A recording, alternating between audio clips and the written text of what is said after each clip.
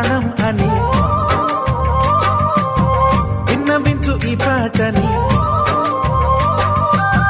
నువ్వు నా ప్రాణమని విన్నవించు ఈ పాటని. ఎక్కడో దూరానున్నా చుక్కలే విన్నా గాని కదిలించలేదా కాస్త కూడా నీ మనసుని. పరదాలు దాటి ఒక్కసారి పలకరించవేమి.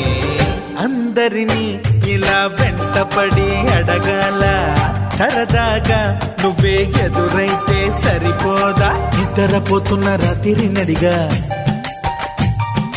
గుటికి చేరిన గువ్వల నడిగా